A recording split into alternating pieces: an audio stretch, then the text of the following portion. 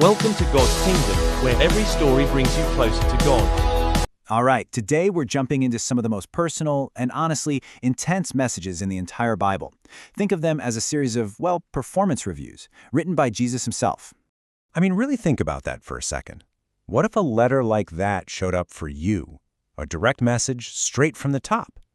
Would it be all praise, highlighting everything you're doing right? Or would it point out something you desperately need to change?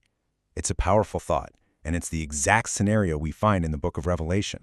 And these weren't just made-up stories or parables. Nope, the Apostle John was told to write down these messages for 4 actual historical communities in what's now modern-day Turkey. Each one got its own unique report card, and each one you'll see holds a lesson that's totally timeless. So let's start with the first one. Our first stop is the church in Ephesus. Now, on the surface, this place looked like a model community. They were working hard, doing all the right things. But something really important was missing deep down. Okay, so what's so fascinating here is the contrast. Just look. On the one hand, you've got this flawless resume, hard work, good theology, they're persevering. They were doing everything right. But then, the critique on the other side reveals this absolutely fatal flaw. They'd lost their first love. It's such a classic trap, isn't it? Where all the disciplined routines and correct beliefs slowly start to replace genuine, heartfelt passion. The what of their faith was perfect, but the why? Well, that had totally faded. They were just going through the motions. And the instruction they get is this really clear 3-step plan.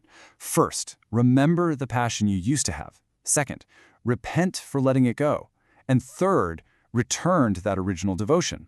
See, it's a call to rekindle a relationship, not just to, improve some performance metric. Okay, let's move on to the next church, Smyrna. And you'll see how this builds, because their review is completely different. They weren't being judged on their performance so much as their sheer endurance through some unbelievable hardship. Notice something missing here? Yeah, there's no critique column. Not a single one. Jesus gives them only praise. Even though they were dealing with poverty, intense persecution, even the threat of being thrown in prison, their faith didn't break.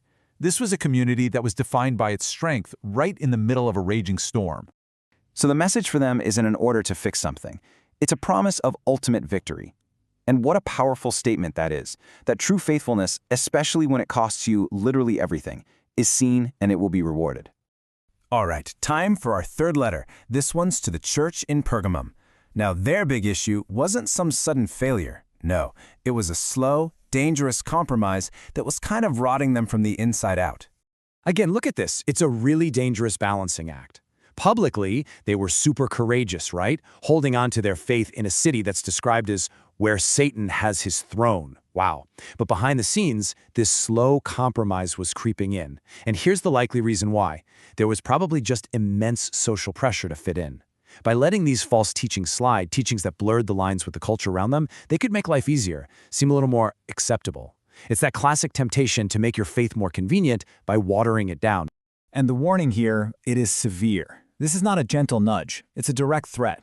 The message is crystal clear. You can't have it both ways. Compromising the truth is not a neutral act. And believe me, it comes with some serious consequences. So we come to our final church, Thyatira. And what's so wild here is that they were actually growing in a lot of good ways. Their problem wasn't that they weren't doing good things, it was this dangerous tolerance for really, really bad influence. This is such a nuanced review. Look at their good side. Their love, faith, and service were increasing. They were on an upward trend. The problem was what they were willing to put up with to get that growth. They let a destructive, false prophet, who's symbolically called Jezebel, operate right there in the middle of them. Why? Well, maybe because they valued all that activity and outward success more than they valued pure doctrine. It's that subtle danger of thinking, hey, as long as good things are happening, it's probably okay to overlook this little bit of poison in the system. So the instruction for them wasn't about doing more good stuff. They were already on it. It was a direct command to be discerning, to guard the truth they already had, and to stop tolerating deception, no matter how much good seemed to be happening somewhere else. Okay, so 4 ancient churches, 4 very, very different performance reviews. What does all of this mean for us, right here, right now? Why does this matter today? This chart just breaks it all down so clearly. Ephesus, that's about guarding our passion. Smyrna, it shows us the power of being faithful when things get tough. Pergamum is this huge warning against compromising our beliefs, and Thyatira tells us to actively, reject false teaching. Every single one is a vital piece of the puzzle.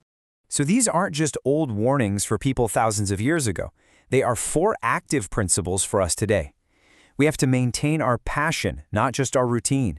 We have to stand firm when we're going through trials, knowing our faithfulness is seen. We have to hold on to truth without compromise, even when it's uncomfortable.